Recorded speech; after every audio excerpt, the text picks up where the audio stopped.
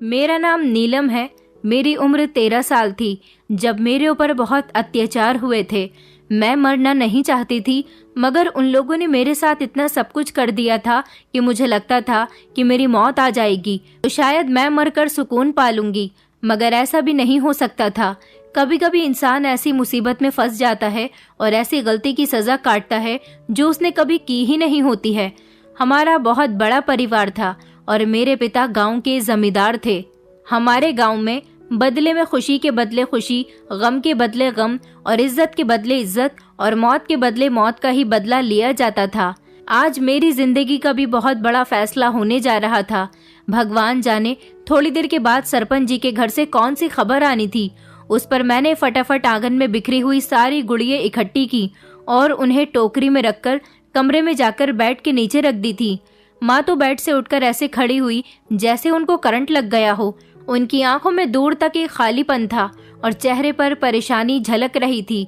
मैंने कभी आज से पहले अपनी माँ को इतना फिक्रमंद नहीं देखा था। वो तो हमेशा खुश रहा करती थी और रहती भी क्यों नहीं। आखिर गांव के जमींदार की पत्नी जो थी, अपनी माँ को इतना फिक्रमंद देखकर मैं परेशान हो गई थी। उन्होंने मुझसे पूछा कि नीलम, तुमने सारी गुड़ियां नीचे क्यों छुपा दी हैं? तो मैंने माँ से डरते हुए कहा, माँ मुझे डर है कि कोई इन्हें ले ना जाए। अगर ऐसा हुआ तो मैं मर जाऊंगी। मेरी बात सुनकर माँ के चेहरे पर अजीब सी परेशानी उभर आई थी।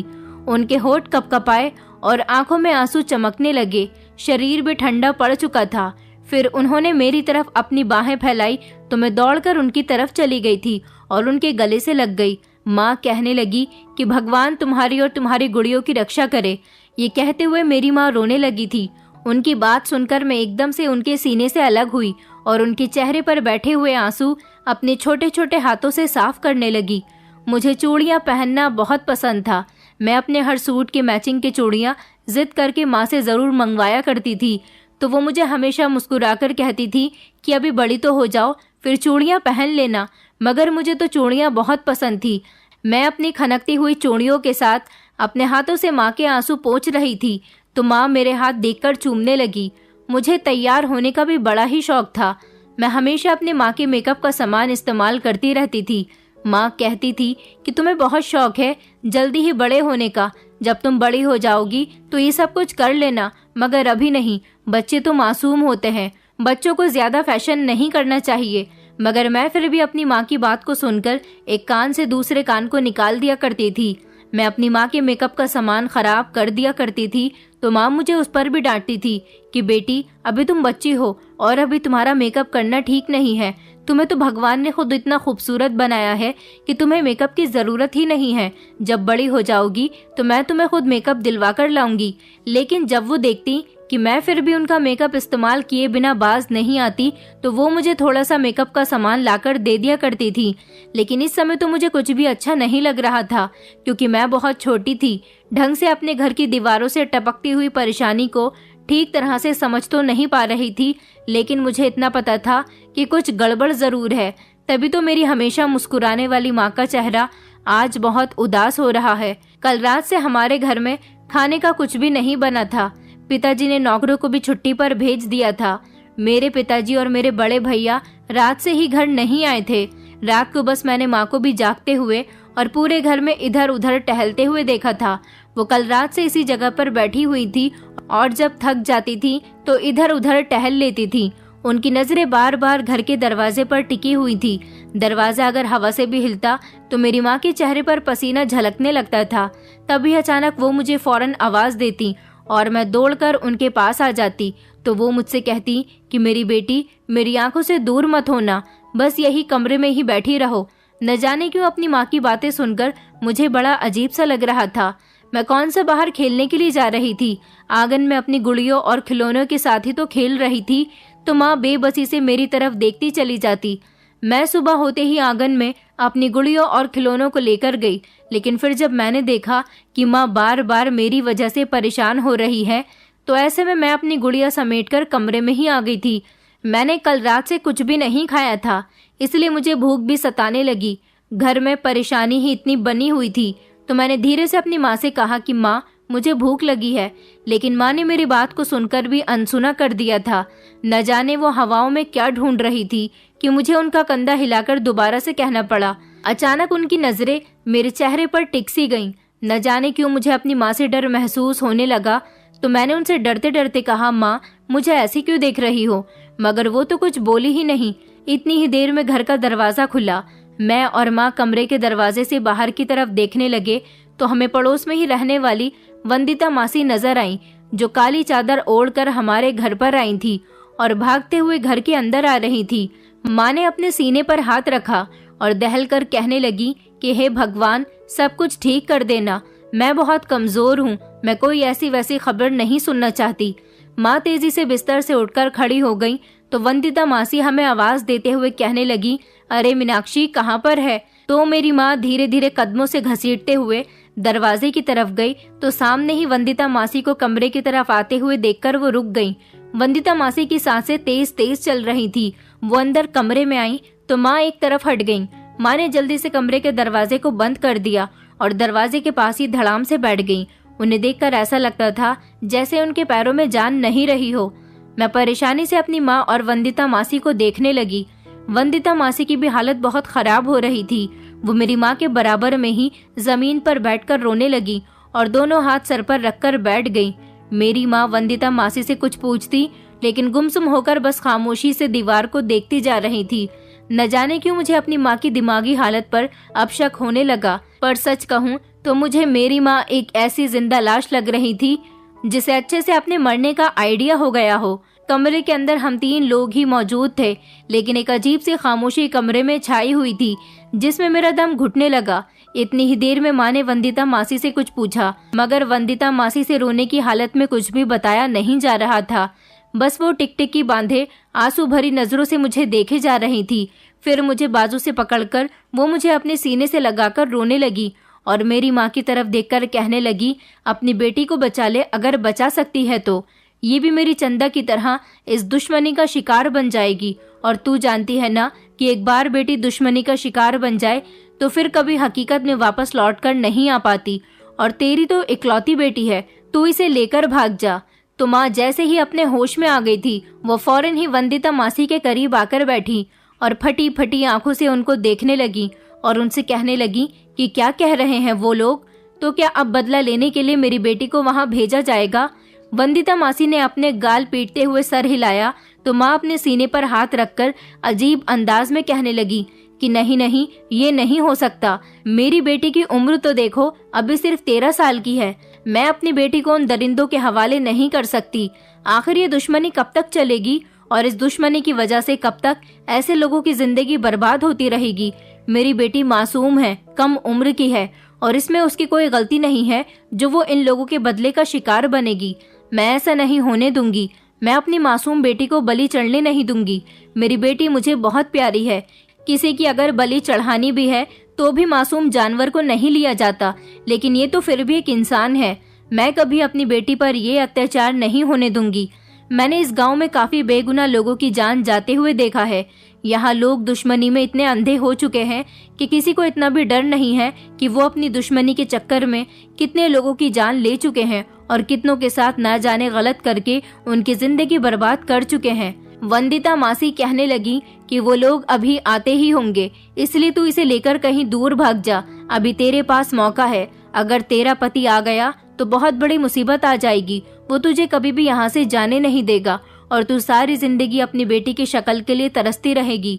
फिर मेरी ही तरह ना जी सकेगी और ना ही पूरी तरह से मर सकेगी। मैंने भी तो अपनी बेटी को इन लोगों की दुश्मनी की खातिर खोया है। मेरी माँ उठकर खड़ी हो गई और जल्दी से उन्होंने तिजोरी से पैसे निकालकर अपने बटुए में रख लिए। वंदिता मासी ने कहा कि जल्दी से तू यहाँ से निकल जा, तेरे पास समय बहुत कम है। इससे पहले कि वो आदमी से लेने के लिए इस घर में पहुंच जाए, तू उसे लेकर यहाँ से बहुत दूर चली जा, जहाँ पर तेरी बेटी को नुकसान पहुँचाने वाला कोई भी न हो। मेरी समझ नहीं आ रहा था कि आखिर वो दोनों क्या बातें कर रही हैं। मेरी माँ ने जल्दी से मेरा हाथ पकड़ा और तेजी के साथ कमरे के दरवाजे की तरफ बढ़ी, मगर 2-3 कदम चलते ही मेरी माँ रुक गई थी और पीछे पलटकर उन्होंने वंदिता मासी की तरफ देखा और उनसे कहने लगी, मगर मासी, मैं कहाँ जाऊंगी? कौन रखेगा हमें? मेरी माँ ने परेशान होते हुए वंदिता मासी से कहा था। फिर वंदिता मासी ने मेरे सर पर हाथ रखा और कहने लगी, तू बस यहाँ से इस समय भाग जा। ये धरती बहुत बड़ी है, भगवान कहीं न कहीं तुम दोनों के लिए सुरक्षा का रास्ता बना ही देगा। इस समय तू बस इस नर्क से निकल जा, आगे की आगे देखी जाएगी। जैसे जैसे तू इसको लेकर आगे बढ़ेगी, भगवान खुद ब खुद रास्ता बनाता चला जाएगा। मेरी माँ ने मेरा हाथ मजबूती से पकड़ लिया और मुझे लेकर घर के दरवाजे तक पहुँचने ही लगी। हम लोग घर के दरवाजे तक पहुँचे ही थे कि हमें कुछ लोगों के बोलने की आवाज़ आने लगी। कुछ लोग हमारे घर के अंदर दाखिल होने के लिए घर का दरवाजा खोलने जा रहे थे। तो माँ ने फौरन ही डरते हुए पलटकर वंदिता मासी की तरफ देखा। वंदिता मासी के चेहरे का रंग भी उड़ चुका था। माँ ने दबी दबी आवाज में वंदिता मासी से कहा कि अब क्या होगा। इतनी ही देर में घर का दरवाजा धड़ाम से खुल गया था। पिताजी और भैया घर के अंदर दाखिल हुए तो माँ ने जल्दी से मेरा हाथ पकड़ा और घर के दूसरे दरवाजे की तरफ भागी थी, जो पिछली गली में खुलता था। इससे पहले कि माँ मुझे लेकर वहां पहुंचती, पिताजी एकदम से माँ के रास्ते में आकर खड़े हो गए और उनसे कहने लगे कि कहाँ लेकर जा रही है इसे। तो माँ ने मुझे अपने पीछे कर लिया और पिताजी के आगे तनकर खड़ी हो गई। वो बुरी तरह से रो भी रही थी और पिताजी के आगे रिक्वेस्ट भी कर रही थी, मगर मैं मासूम थी। मुझे इस समय कुछ भी समझ नहीं आ रहा था कि आखिर ये सब कुछ क्या हो रहा है। माँ ने पिताजी के सामने हाथ जोड़कर कहा कि प्लीज हमें यहाँ से जाने दो, मैं अपनी बेटी पर अत्याचार होने नहीं दे सकती। लेकिन पिताजी ने माँ की बात सुनकर मेरी तरफ देखा तो बस एक पल के लिए पिताजी की आंखों में मेरे लिए मोहब्बत उमड़ी। फिर पलक झपकते ही पिताजी की आंखों में मेरे लिए जज्बात बदल भी गए थे। अब पिताजी के चेहरे पर एक अजीब सा अजनबी एहसास मुझे नजर आ रहा था। मैं पिताजी की तरफ जाना चाहती थी, मगर माँ ने मेरा हाथ सख्ती से पकड़ा हुआ था और वो मुझे पिताजी के पास नहीं जाने दे रही थी। माँ पिताजी के कहने से पहले ही वहां से जाना चाहती थी, मगर पिताजी ने माँ का बाजू मजबूती से पकड़ लिया और कहने लगे कि बाहर लोग खड़े हुए हैं, वो अपना बदला लेने के लिए आए हैं। और तुम जानती हो कि इस गांव का रिवाज यही रहा है कि बेटी के बदले बेटी और इज्जत के बदले इज्जत। इस गांव में जिस चीज की दुश्मनी होती है, बदला भी उसी चीज से लिया जाता है। और तुम अच्छी तरह से जानती हो कि सरपंच का बदला हमसे किस तरह पूरा होगा। हम कुछ नहीं कर सकते। पिताजी ने मेरा हाथ पकड़ा और कहने लगे कि चलो बेटी। तो माँ ने फौरन ही मेरा हाथ पिताजी के हाथ से छुड़ाने की कोशिश की और कहा कि भगवान से डरो, आप अपने बेटे की खातिर अपनी बेटी की जान खतरे में डाल रहे हो। इस बेचारी का क्या कसूर है? अगर आपके बेटे से गलती हुई है तो सजा मेरी बेटी क्यों भुगते? पिताजी अपनी आंखों में गुस्सा लेकर माँ की तरफ देखते हुए कहने लगे, तो क्या वो तुम्हारा बेटा नहीं है? पिताजी की बात सुनकर माँ की ममता कांप गई थी। माँ ने कहा, मैं उसकी भी माँ हूँ, लेकिन मैं जुल्म में उसका साथ नहीं दे सकती। उसे अपने किए की सजा खुद भुगतनी चाहिए। अगर उसने सरपंच की बेटी की इज्जत के साथ खिलवाड़ किया है तो अब भुगते भी वो खुद। मैंने तो उसे अच्छे संस्कार दिए थे और हमेशा औरत की इज्जत करना सिखाया था। न जाने सरपंच की बेटी उसकी नजर में कैसे आ गई कि उसने उसकी इज्जत के साथ खिलवाड़ कर दिया और उसे मार दिया। गलती जो करता है सजा उसे ही मिलनी चाहिए। ये कैसा रिवाज है कि अगर मेरे बेटे ने सरपंच की बेटी की इज्जत खराब की है तो बदले में वो हमारी बेटी की इज्जत खराब करेंगे। मैं अपनी मासूम बेटी को इन दरिंदों के हवाले नहीं करना चाहती। मैंने तो उसे कई बार समझाया था कि गलत लोगों की संगत मत लो, मगर आपने कभी अपने बेटे की परवरिश पर ध्यान नहीं दिया। मैंने हमेशा उसे अच्छे संस्कार देने चाहे, मगर आपने हमेशा उसे बिगाड़ दिया। ऐसे लापरवाह बेटे ने जवानी में कदम रखते ही हमें बेइज्जती के अलावा दिया ही क्या है? मैं उसकी खातिर अपनी बेटी को दलदल में कैसे उतार दूं? पिताजी मेरी माँ से कहने लगे कि तुम्हारी ऐसी जज्बाती बातों का कोई मकसद नहीं है। हमारे गांव में सालों पुरानी जो रीत चलती आई है वही चलेगी। हमारे गांव में इंसाफ इस तरह से ही किया जाता है, और अगर तुमने अपनी बेटी को छुपाने की कोशिश भी की तो वो सरपंच के बेटे और खुद सरपंच आकर हमारी बेटी को उठाकर ले जाएगा। इसीलिए पंचायत ने फैसला यही किया है कि हम खामोशी से अपनी बेटी को सरपंच के हवाले कर दें। अब बाकी बातें तुम बाद में कर लेना। पिताजी ने मेरी तरफ देखकर कहा कि चलो बेटी। तो माँ गुस्से से बिखर गई और पिताजी से कहने लगी कि आप कैसे पिता हो? अपने बेटे की खातिर अपनी ही बेटी की जिंदगी बर्बाद करने जा रहे हो। कि आप नहीं जानते कि बदले में दी जाने वाली बेटी के साथ क्या सुलूक किया जाता है? या तो उसे मार देते हैं या फिर उसकी जिंदगी को जानवरों से भी बदतर कर देते हैं। और हमारी बेटी तो अभी पूरी तरह से जवान भी नहीं हुई, वो तो अभी मासूम बच्ची है। आप सरपंच से कहो कि वो कोई दूसरी सजा बता दे या फिर कोई पैसों का लेन देन करके इस मामले को रफा दफा कर दे, मगर मेरी बेटी को इतनी बड़ी सजा मत दो जिसकी गलती उसने की भी नहीं है। तो पिताजी एकदम गुस्से में आ गए और कहने लगे कि तुम कैसी माँ हो, पिता की पीढ़ी हमेशा बेटे बढ़ाते हैं, बेटियां नहीं। आज नहीं तो कल इसे पराए घर जाना ही है, तो क्या तुम उस समय भी ऐसे ही रोना धोना करोगी? अच्छा है कि ये आज चली जाए, और वैसे भी ये शादी करके वहाँ जा रही है। पंचायत ने फैसला किया है कि हमारी बेटी की शादी सरपंच के बेटे के साथ करवा दी जाए, वो इसका ससुराल होगा और ये वहाँ पर खुश रहेगी। मेरी माँ कहने लगी, ये वहाँ पर खुश नहीं रहेगी, बल्कि सरपंच इससे अपना बदला पूरा करने के लिए शादी का बहाना लेकर ले जा रहा है।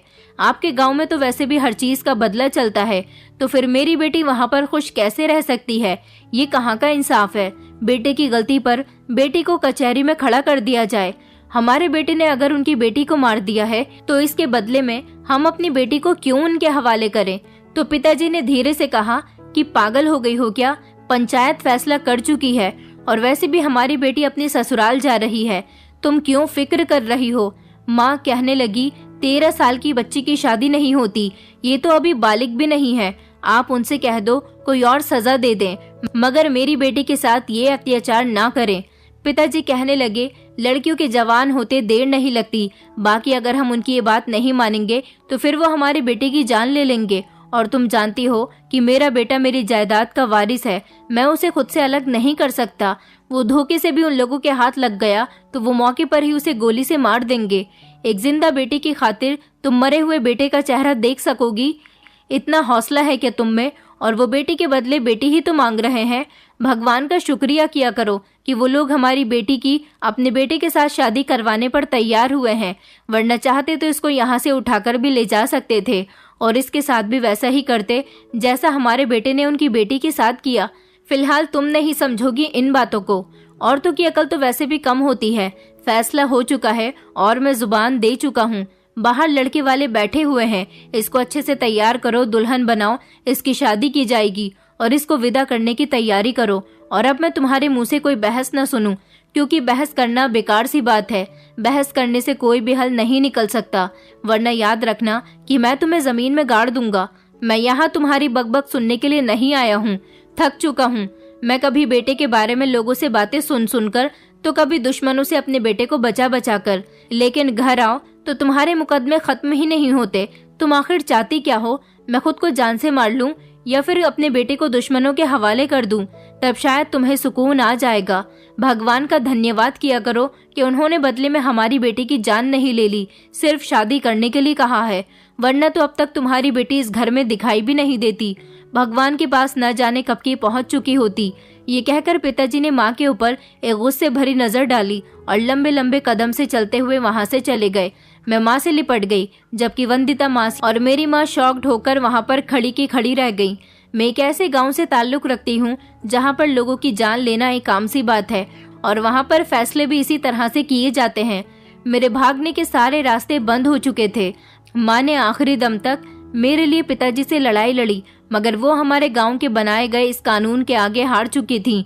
दूसरी तरफ वंदिता मासी ने माँ को तसल्ली दी और कहने लगी कि चलो अच्छी बात है, इसकी शादी होने जा रही है। मेरी बेटी को तो ये लोग बिना शादी के ही उसकी इज्जत के साथ हमारे ही घर में हमारी आंखों के सामने खेल कर गए थे। याद नहीं क्या कि क्या कह रहे थे कि मेरी बेटी की भी शादी की जाएगी, मगर वहां जाने के बाद मेरी बेटी के साथ इतने अत्याचार किए कि हम उसकी लाश से भी नहीं मिल पाए थे। मेरी बेटी के साथ पूरे परिवार ने जानवरों से भी ज्यादा बदतर सलूक किया था।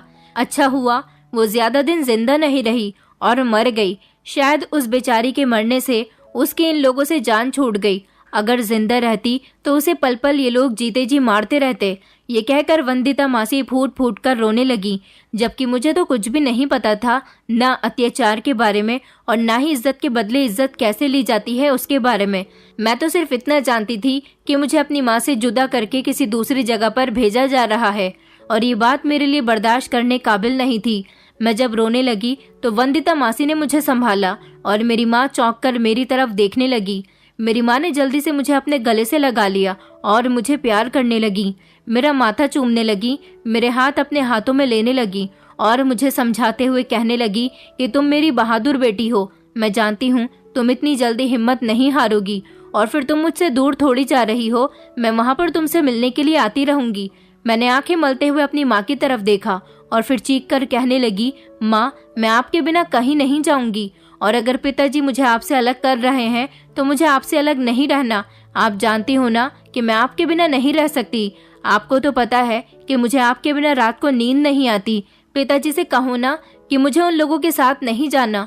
तो माँ और वंदिता मासी दोनों ही अपने मुंह पर हाथ रखकर अपनी सिसकियों को रोकने की कोशिश करने लगी। लेकिन जब माँ और वंदिता मासी को ये पता चला कि मेरी शादी किसी उम्रदार आदमी या फिर किसी कमी वाले इंसान के साथ नहीं हो रही, बल्कि मेरी शादी तो मेरी ही उम्र के एक 13 साल के लड़के के साथ हो रही है, तो उनके चेहरे पर हल्का हल्का सुकून सा उतरने लगा। माँ ने बाहर जाकर उस लड़के को देखा जो काफी अच्छा था और सरपंच का पोता था। मुझसे सिर्फ 1 महीना ही छोटा था। तो माँ का एकदम से प्रार्थना के लिए हाथ उठा और कहने लगी कि इतना बुरा नहीं हुआ जितना मैंने सोचा था। बस आगे भी भगवान अपनी कृपा करेगा। लेकिन मैं अपनी माँ के बिना नहीं रहना चाहती थी। मेरी माँ ने मुझे दुल्हन बनाना शुरू किया। मैं बार बार रो रो कर उनसे कह रही थी कि मेरी शादी मत करो, मुझे कहीं मत भेजो, मगर माँ मुझे बार बार तसल्ली देती रही। बस मेरी शादी जैसे तैसे उस 13 साल के लड़के के साथ हो गई और फिर मेरी विदाई का समय आ गया। विदाई के समय मैं अपने भैया की तरफ देखने लगी जो मुझसे नजरें चुराकर दूसरी तरफ देख रहे थे। मैं पिताजी के गले लगना चाहती थी मगर वो मुझे कहीं भी दिखाई नहीं दिए।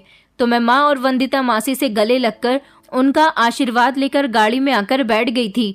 उस समय तो मुझे इतना महसूस नहीं हुआ क्योंकि गाड़ी को देखकर ही मैं इतना खुश हो गई थी कि थोड़ी देर पहले जो माँ से जुदाई का ख्याल मुझे निढाल कर गया था, अब वो गाड़ी में बैठकर एकदम से खत्म सा हो गया था। इतने में मेरे दाएं बाएं बड़ी उम्र के मर्द आकर बैठ गए थे और मैं उनके बीच में बैठी थी। मैं खुद को फंसा हुआ महसूस करने लगी। उनके शरीर से उठती पसीने की बदबू से मेरा दम घुटने लगा था। मैं पीछे मुड़कर अपनी माँ को देखना चाहती थी लेकिन मेरी हसरत ही रह गई। मेरा 13 साल का पति फ्रंट सीट पर बैठा हुआ था। वो शीशे की तरफ से घूर कर मुझे देखने लगा तो मेरे साथ जो पीछे मर्द बैठे हुए थे वो उसे कड़क आवाज में आगे देखने के लिए कहते तो वो बाज नहीं आता। हर थोड़ी देर के बाद वो फिर से मुझे अजीब नजरों से देखता। सफर काफी कठिन था। लगभग गाड़ी को चलते हुए 3 से 4 घंटे हो गए थे मगर घर आने का नाम ही नहीं ले रहा था। बैठे बैठे मेरी कमर अकड़ गई और नींद से मेरा बुरा हाल होने लगा। कई बार नींद के झोंकों में मेरा सर अपने साथ बैठे हुए उन आदमियों के बाजू से टकराया, लेकिन वो कोहनी मार मार कर मेरे सर को अपने बाजू से हटा दिया करते थे। तो मैं खुद को जगाने की कोशिश करने लगी। मेरा मन कर रहा था कि मैं उनमें से किसी की गोद में सर रखकर सो जाऊं क्योंकि मुझे बहुत नींद आ रही थी। लेकिन मेरे साथ बैठे हुए आदमियों की शक्ल इतनी ज्यादा डरावनी थी कि मुझे डर लगने लगा। फिर सरपंच की हवेली मुझे नजर आई तो मैंने सुकून की सांस ली। जैसे ही गाड़ी रुकी तो मेरे साथ बैठे हुए आदमी पहले उतर गए। फिर उन्होंने मेरे बाजू को पकड़ा और एक तरह से मुझे घसीटते हुए मुझे गाड़ी से बाहर निकाल दिया। मैं इस सब के लिए दिमागी तौर पर तैयार नहीं थी कि मेरे साथ इस तरह से सलूक किया जाएगा। मुझे ये सब लोग एकदम अजनबी और अनजान लग रहे थे। मैं इनमें से किसी को भी नहीं जानती थी। वो बहुत तेज तेज कदम उठाते हुए हवेली के अंदर जाने लगे, जबकि उनकी रफ्तार की बराबरी करने के लिए मुझे उनके साथ तेज तेज भागना पड़ रहा था। इसी दौरान मैंने देखा कि रमन, जो मेरा पति था, वो भी मेरे साथ तेज तेज भाग रहा है। उसको देखकर मुझे थोड़ी तसल्ली हुई, लेकिन मुझे बड़ी हैरानी हो रही थी कि वो उनको टोक नहीं रहा था। जैसे ही हवेली का दरवाजा खुला तो सामने ही आंगन में बैठी हुई औरतें हमें देखकर उठकर खड़ी हो गईं। उनके चेहरे पर मुझे देखते ही गुस्से भरे एक्सप्रेशन आ गए थे। उन औरतों में से एक बड़ी उम्र की मोटी सी औरत हमारे बिल्कुल सामने आकर खड़ी हो गई और मुझे सर से लेकर पैर तक देखकर कहने लगी कि ये किसको उठाकर लाए हो, ये तो बच्ची है।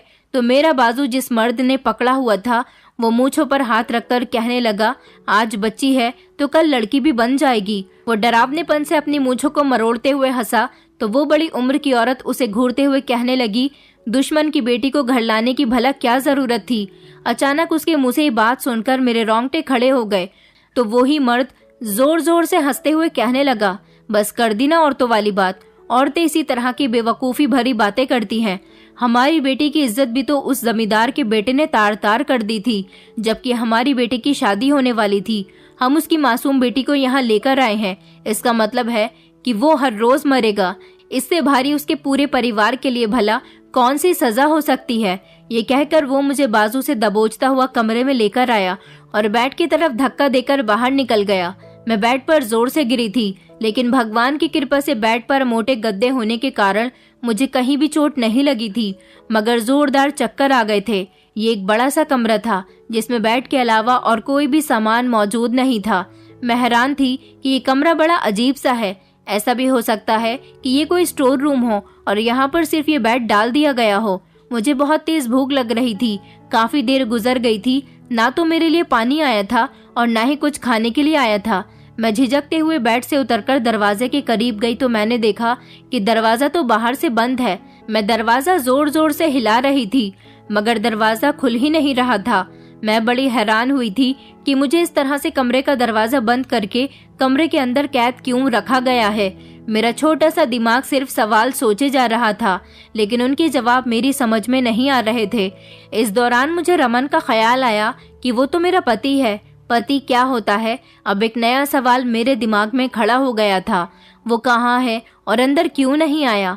माँ ने तो कहा था कि रमन देखने में बहुत अच्छा लड़का है, वो हमेशा तुम्हारा ख्याल रखेगा।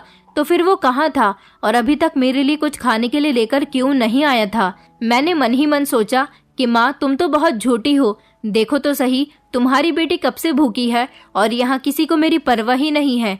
माँ का ख्याल आते ही मेरी आंखें भीगने लगी। रात के लगभग 2 बज रहे थे और नींद मेरी आंखों में दूर दूर तक नहीं थी कि अचानक झटके से दरवाजा खुला। मैंने अपनी धुंधलाती हुई आंखों से उसी मर्द को कमरे के अंदर आते हुए देखा जो मुझे बाजू से पकड़कर हवेली के अंदर लेकर आया था। फिर एक अजीब सी बात हुई। जैसे ही वो कमरे के अंदर आया, उसने फौरन ही दरवाजा अंदर से बंद कर लिया और फिर कुछ देर गुजरते ही उसने मेरे साथ जबरदस्ती करनी शुरू कर दी। मैं उसे अंकल अंकल कहकर पीछे हटाने की कोशिश कर रही थी, लेकिन फिर उसने मुझे एक चिड़िया की तरह दबोच लिया और धीरे धीरे उसने मेरे सारे पर काट डाले। मैं इतनी कम उम्र में अत्याचार का शिकार हो चुकी थी। मुझे लगा कि बस हो गई है, लेकिन ये तो अभी मेरे ऊपर सितम की शुरुआत थी। उसके बाहर जाने के बाद हवेली का एक और मर्द कमरे के अंदर आया और उसने भी वही किया। फिर ये सब सिलसिला सारी रात इसी तरह चलता रहा। हवेली के सारे मर्द धीरे धीरे सारी रात अपनी हवस मेरे साथ पूरी करते रहे। ना तो उन पर मेरे गिड़गिड़ाने का कोई असर हुआ और ना ही मेरे रिक्वेस्ट का, और ना ही मेरे आंसुओं ने उनके दिल में रहम डाला था। वो दरिंदे बनकर मेरी इज्जत को तार तार करते चले गए। मैं इस सब के नतीजे में बेहोश हो चुकी थी, लेकिन ये दरिंदे फिर भी बस नहीं कर रहे थे। सुबह हो चुकी थी। न जाने मुझे कब होश आया। मेरी आंख खुली तो मैंने अपने सामने उसी मोटी औरत को खड़े हुए देखा था। उसने मुझे सर से पैर तक देखा तो उसकी आंखों में मुझे हल्के हल्के आंसू दिखाई दिए। फिर उसने मेरे जख्मी शरीर पर बड़ी सी शॉल फेंक दी और अपने साथ आई हुई औरतों को उसने कहा कि इसे नहलाकर नाश्ता करवा दो, फिर दवाई देकर मेरे कमरे में सुला देना। इन औरतों ने इस औरत का हुक्म मानते हुए वो मुझे अपने साथ ले गईं। वहां उन्होंने मुझे नहलाकर अच्छे से कपड़े पहनने के लिए दिए। जब मैं तैयार हो गई तो मुझे नाश्ता दिया। नाश्ता देने के बाद उन्होंने मुझे दवाई देकर कमरे में लिटा दिया और फिर वो बाहर चली गईं। शायद मैं दवाई के असर में थी, इसलिए मेरी आंखें नींद में हो रही थी। अचानक थोड़ी देर के बाद ही कमरे में शोर आने पर मेरी आंख खुल गई तो मैंने देखा कि वही मर्द कमरे में इस मोटी औरत से उलझ रहा था कि इसे तुम यहाँ कमरे में क्यों लेकर आई हो, ये वहीं पर ठीक थी। तो वो मोटी औरत एकदम से गुस्सा होकर कहने लगी, तुम लोगों ने क्या हाल कर दिया है इस मासूम बच्ची का। ये सिर्फ 12 या 13 साल की बच्ची है, तुम लोगों को इस पर रहम करना चाहिए था। तो वो आदमी बिखर कर कहने लगा, जब इसके भाई ने हमारी बेटी को मारा था तो क्या उस पर रहम किया था? इसके भाई ने तो हमारी बेटी पर न दया की थी और न ही उसकी इज्जत का ख्याल किया था। तो इस लड़की की सजा यही है, इसके साथ भी वैसा ही होगा जैसा इसके भाई ने हमारी बेटी के साथ किया था। वो मोटी औरत कहने लगी, गलती इसमें उसके भाई की है, इस मासूम बच्ची की भला क्या गलती है और सजा इसे क्यों दी जा रही है? वो आदमी कहने लगा कि तुम खामोश हो जाओ, जानती हो कि हमारे गांव में औरतें मर्दों के फैसलों के बीच नहीं बोलती। अभी तो राहुल भी लंदन से आएगा, बाकी की कसर तो वो पूरी करेगा। फिलहाल इसे वहीं पर भेज दो।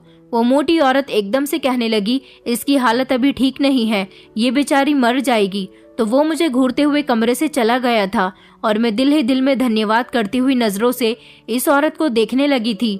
अगले दिन मेरे पति का बड़ा भाई राहुल लंदन से आ गया था और इस मोटी औरत को हुक्म दिया कि फौरन मुझे उस कमरे में पहुंचा दिया जाए। मैं इस कमरे में जाना तो नहीं चाहती थी, मैं जानती थी कि वहां पर मुझ पर अत्याचार किया जाएगा, लेकिन वो मोटी औरत मजबूर थी। उसने इस हवेली की नौकरानी को इशारा किया तो दो हट्टी कट्टी औरतों ने मुझे बाजू से पकड़ लिया और एक तरफ से घसीटते हुए वो मुझे इस कमरे में ले आई थी और दरवाजा बाहर से बंद कर दिया।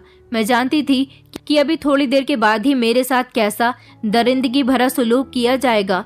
इतने में मेरा जेठ राहुल कमरे में आया तो मुझे लगा कि ये भी वही करेगा जो इस हवेली के बाकी मर्दों ने किया, मगर मेरे होश उड़ गए थे जब वो अपने साथ एक डरावने कुत्ते को लेकर आया था। उसने ये कुत्ता मुझ पर छोड़ दिया। मैं खुद को बचाने की कोशिश कर रही थी और चिल्ला रही थी, जबकि राहुल सोफे पर टांग रखकर ऊंचे ऊंचे कहकहे लगा रहा था। उसे मेरी बेबसी को देखकर खूब मजा आ रहा था। मैं उसे देखकर बहुत डरने लगी और मैं जोर जोर से रोने लगी, मगर मेरे जेठ को मुझ पर बिल्कुल भी तरस नहीं आ रहा था कि इतनी ही देर में दरवाजा खुला। दरवाजे पर रमन था। मैं दौड़कर रमन की तरफ गई और उससे कहा कि मुझे बचा लो। इससे पहले कि रमन अपने बड़े भैया से उलझता, उसने मुझे कहा कि फौरन इस कमरे से भाग जाओ। उसकी बात सुनकर उसका बड़ा भाई एकदम से गुस्से से फट पड़ा, लेकिन रमन की बात सुनकर मैंने मौके का फायदा उठाते हुए वहां से दौड़ लगा दी। मुझे नहीं पता था कि मैं कहां से भागती जा रही हूँ। तभी थोड़ी दूरी पर मेरे सामने वही मोटी औरत आकर खड़ी हो गई थी। मैंने रोते हुए उसके सामने हाथ जोड़ दिए।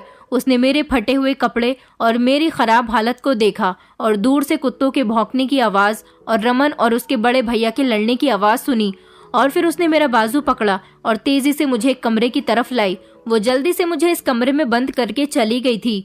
पूरी हवेली में आदमियों की आवाजों का एक कोहराम मचा हुआ था। मैंने डर के मारे थरथर कांपते हुए अपने दोनों कानों पर हाथ रख लिए, लेकिन थोड़ी देर के बाद ये आवाजें आना बंद हो गई थी।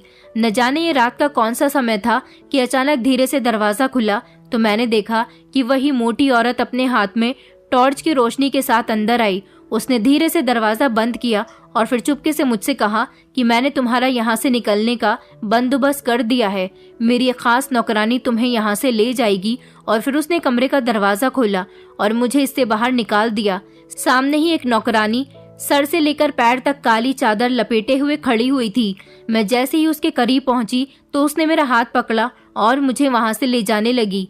मैंने पलटकर अपनी मददगार की तरफ देखा, जिसने मुझे उन दरिंदों से बचाने के लिए अपनी जान को खतरे में डाल दिया था।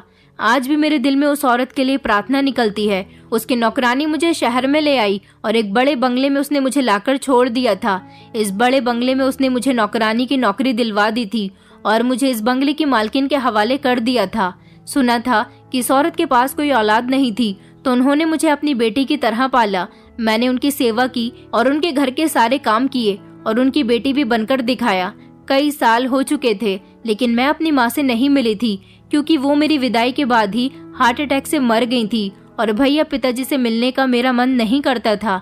उनकी वजह से ही तो मैं इतनी बड़ी मुश्किल का शिकार हो गई थी। मैं अपनी माँ की याद में बहुत रोई थी। मालकिन जैसी अच्छी औरत ने मुझे अपने घर में आज भी रखा हुआ है, जहां मैं उनके हर छोटे मोटे काम करती हूं और उनका हमेशा ख्याल रखती हूं, क्योंकि मालकिन का इस दुनिया में कोई नहीं है। उनके पास बहुत दौलत है, मगर उनके साथ रहने वाला, उनके दुख को बांटने वाला कोई नहीं था। मालकिन इस नौकरानी की जानने वाली थी, इसलिए उसने मुझे यहाँ पर काम करने के लिए छोड़ दिया था। मगर इस औरत को मुझ पर रहम आया। इन्होंने मुझे नौकरानी नहीं बल्कि अपनी बेटी बनाकर रखा। मालकिन मुझे पढ़ा लिखा भी रही है, ताकि आगे चलकर मैं किसी काबिल बन सकूं और आने वाले हालात से लड़ने का सामना कर सकूं। मैंने ये जान लिया है कि इस दुनिया में औरत बहुत कमज़ोर होती है, लेकिन औरत को कमज़ोर बनाने वाले हमारे कुछ अपने ही होते हैं। दोस्तों, उम्मीद करती हूँ आपको हमारी कहानी पसंद आई होगी। कहानी पसंद आई है तो वीडियो को लाइक करें, चैनल पर नए हैं तो चैनल को सब्सक्राइब करें और हाँ, नोटिफिकेशन बेल को ज़रूर दबाएं ताकि अगली अपडेट सबसे पहले आपको मिले।